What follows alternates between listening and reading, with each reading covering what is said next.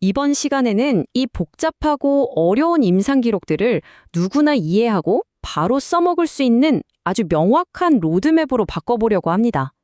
특정 유형의 조종자를 알아보고 그 관계에서 빠져나오는 방법에 대한 실용적인 안내서가 될 겁니다. 혹시 이런 경험 있으신가요? 남들 앞에서는 정말 완벽한 사람인데 이상하게 단둘이 있을 때만 되면 얼음장처럼 차갑고 잔인하게 변하는 사람. 아마 들어보셨거나 어쩌면 안타깝게도 직접 겪어보셨을지도 모르는 바로 그 시나리오죠. 이건 또 어떠세요? 머리로는 분명 내 잘못이 아니란 걸 아는데 이상하게 그 상황에만 들어가면 모든 게 내 탓 같아서 결국엔 내가 사과를 하고 있는 거죠. 이 두 번째 질문을 통해 혹시라도 이런 경험을 하셨다면 여러분이 혼자가 아니라는 걸 꼭 말씀드리고 싶었습니다. 만약 방금 전 두 질문에 고개를 끄덕이셨다면 지금부터 우리가 함께 살펴볼 내용은 단순한 정보가 아닙니다. 이건 생존 가이드예요. 바로 그들을 상대하기 위한 일종의 플레이북인 셈이죠. 자, 그럼 첫 번째 섹션부터 시작해 보겠습니다. 이 현상의 가장 핵심, 바로 그들의 심리적 프로필은 도대체 어떻게 정의될 수 있는지부터 차근차근 파헤쳐 보죠. 먼저 나르시시스트적 도착자, 줄여서 PN이라는 용어부터 명확히 해야 할 것 같아요. 이건 특히 유럽 심리학계에서 사용하는 임상 용어인데요. 우리가 보통 말하는 나르시시스트랑은 좀 다릅니다. 훨씬 더 구체적이고 파괴적인 행동 패턴을 가리키는 말이죠. 바로 이겁니다. 이게 핵심이에요. PN의 가장 무서운 점은 카멜레온처럼 주변 환경에 완벽하게 녹아드는 능력입니다. 직장에선 누구보다 유능하고 친구들 사이에선 분위기 메이커지만 현관문이 닫히는 순간 완전히 다른 사람으로 돌변하죠. 그래서 주변 사람들은 물론이고 심지어 당하는 사람조차도 그들의 진짜 모습을 알아차리기가 정말 어렵습니다. 이런 조종적인 행동은 어느 한 관계에만 국한되지 않아요. 연인 사이, 직장, 친구 관계, 심지어 가장 가까워야 할 가족 관계까지 우리 삶의 모든 영역에 스며들 수 있거든요. 지금부터 그들이 주로 쓰는 네 가지 가면, 그 네 가지 얼굴을 한번 살펴보겠습니다. 이 표를 한번 보세요. 연인 관계에서 교묘한 비평가 역할을 했던 세바스티앙, 직장에서 팀원의 공로를 뻔뻔하게 가로채던 비누아, 친구의 약점을 쥐고 흔들었던 알렉시스, 그리고 밖과 안이 달랐던 나탈리의 어머니. 이런 사례들을 보면 이게 단순히 이론적인 개념이 아니라 우리 주변에서 실제로 일어날 수 있는 아주 구체적인 이야기라는 걸 알 수 있죠. 그럼 그들은 도대체 어떻게 이런 통제권을 유지하는 걸까요? 이건 그냥 기분 내키는 대로 하는 행동이 아닙니다. 아주 의도적으로 사용하는 플레이북, 즉 핵심 전술들이 있습니다. 이제 그 안을 들여다볼 차례입니다. 자, 여기 10가지 경고 신호가 있습니다. 이중적인 모습, 현실을 왜곡하는 가스라이팅. 특히 가스라이팅은 정말 무서운데요. 한 사례를 보면 소피 랑베르라는 변호사는 상대방이 자꾸 대화 내용을 부인하니까 내가 미치지 않았다는 걸 스스로에게 증명하려고 대화 내용을 몰래 스크린샷으로 찍어둬야만 했대요. 상황이 그 지경까지 갈 수 있다는 거죠. 이 많은 전술 중에서도 피해자를 가장 깊은 혼돈 속으로 몰아넣는 게 있습니다. 가장 강력하면서도 파괴적인 조종 기술 중 하나인 뜨거움, 차가움 주기에 대해 좀 더 깊이 들어가 보겠습니다.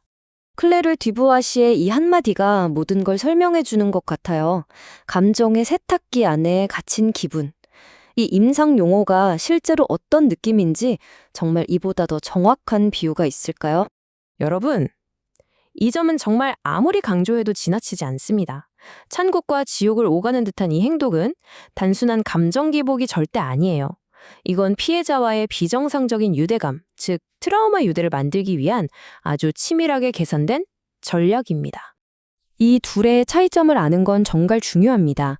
왜냐하면 이게 바로 탈출 전략을 완전히 다르게 만들기 때문이에요. 피해는 당신의 감정적 반응을 먹고 사는 심리적 뱀파이어와 같습니다. 당신이 필요해요. 하지만 소시오패스는요, 당신을 그저 자원으로 볼 뿐 당신이 떠나도 눈 하나 깜짝 안 할 겁니다. 그럼 대체 이 덫은 어떻게 시작되는 걸까요?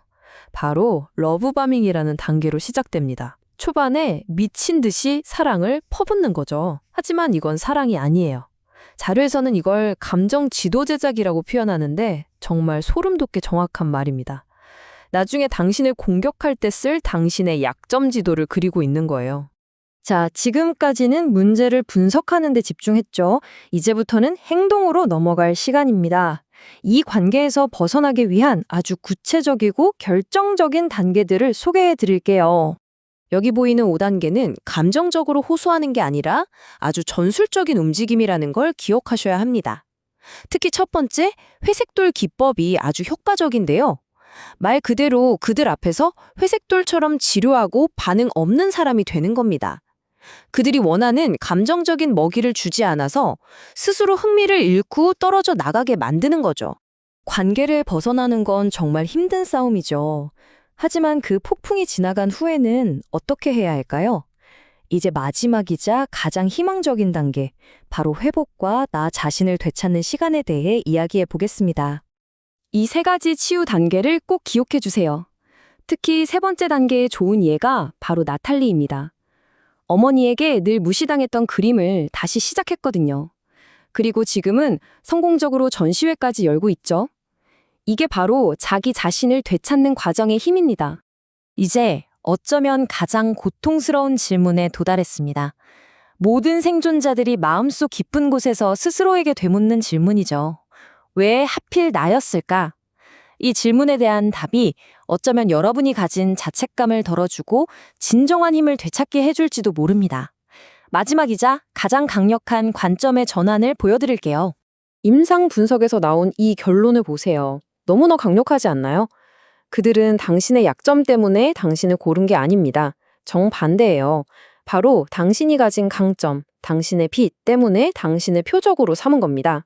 이 인용문 하나로 모든 게 정리되는 것 같습니다.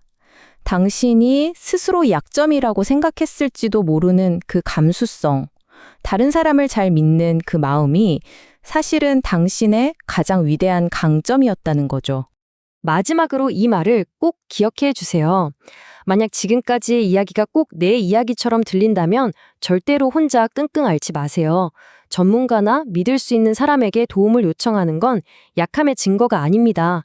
그건 당신의 빛을 되찾기 위한 가장 용감한 첫걸음이에요. 당신은 존중받고 안전할 권리가 있습니다. 이 분석을 마치면서 우리 모두가 한 번쯤 생각해 볼 만한 좀 더 큰 질문을 던져봅니다. 만약 공감과 관용을 가진 사람들을 사냥하는 게 PN의 특징이라면 어쩌면 우리 사회 시스템 자체가 무심코 그들의 플레이북에 보상을 해주고 공감 능력을 마치 불리한 것처럼 만들고 있는 건 아닐까요? 한번 깊이 고민해 볼 문제인 것 같습니다.